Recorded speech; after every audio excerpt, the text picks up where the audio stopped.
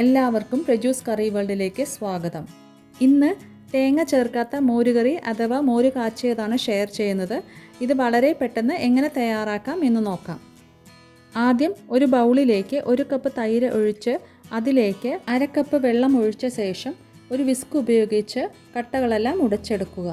നല്ല പുളിയുള്ള തൈര് വേണം എടുക്കാൻ, എന്നാൽ മാത്രമേ മോരുകറിയുടെ ശരിയായ ടേസ്റ്റ് കിട്ടുകയുള്ളൂ. ഇപ്പോൾ കട്ടകളെല്ലാം ഉടച്ചെടുത്തിട്ടുണ്ട്. ഇനി ഇത് മാറ്റിവെക്കാം. ഇനി ഒരു ചൂടായ പാനിലേക്ക് 2 ടേബിൾ സ്പൂൺ വെളിച്ചെണ്ണ ഒഴിക്കുക. എണ്ണ ചൂടായി തുടങ്ങുമ്പോൾ തീ മീഡിയം ഫ്ലെയിമിൽ വെച്ച ശേഷം ഇതിലേക്ക് 1/2 ടീസ്പൂൺ കടുക് ഇടുക. കടുകൊന്ന് പൊട്ടിക്കഴിയുമ്പോൾ ഇതിലേക്ക് 1/4 ടീസ്പൂൺ ഉലുവയും ചെറുതായി മുറിച്ച ചുവന്ന മുളകും ചേർത്ത് ഇളക്കി കൊടുക്കുക.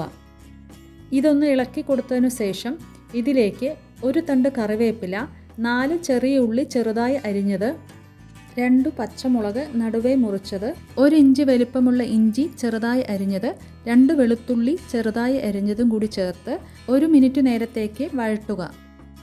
1 മിനിറ്റ് ആവുമ്പോൾ ഉള്ളി ഒന്ന് വാടി വരും. അപ്പോൾ ഇതിലേക്ക് 1/4 ടീസ്പൂൺ മഞ്ഞൾപ്പൊടിയും 1/4 ടീസ്പൂൺ മുളക് പൊടിയും ചേർത്ത ശേഷം പൊടികളുടെ പച്ചമണം മാറുന്നത് വരെ ഇളക്കി കൊടുക്കുക.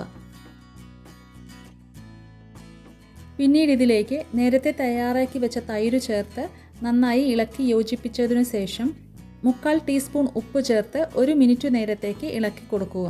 മോരിൻ്റെ പുളിപ്പനുസരിച്ച് ഉപ്പിൻ്റെ അളവിൽ മാറ്റം വരുത്താവുന്നതാണ്. ഒരു കാര്യം പ്രത്യേകം ശ്രദ്ധിക്കുക, മോര് തിളപ്പിക്കരുത്. തിളപ്പിച്ചാൽ പിരിഞ്ഞു പോകാൻ സാധ്യതയുണ്ട്. 1 മിനിറ്റ് ആവുമ്പോൾ മോര് ചൂടായി തുടങ്ങും.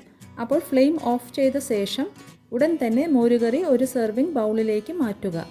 ഇത് ഫ്രിഡ്ജിൽ 4 ദിവസം വരെ കേടുകൂടാതെ സൂക്ഷിക്കാവുന്നതാണ്. ഈ മോരുകറി റെസിപ്പി എല്ലാവരും വീട്ടിലൊന്ന് ട്രൈ ചെയ്ത് നോക്കണം. ഇഷ്ടമായാൽ ലൈക്ക് ചെയ്യാനും ഷെയർ ചെയ്യാനും മറക്കരുത്. അതുപോലെ ചാനലൊന്ന് സബ്സ്ക്രൈബ് ചെയ്ത് സപ്പോർട്ട് കൂടി ചെയ്യുക. ഇനി പുതിയൊരു റെസിപ്പിയുമായി വീണ്ടും കാണാം. അതുവരെ ടേക്ക് കെയർ ഓൾ.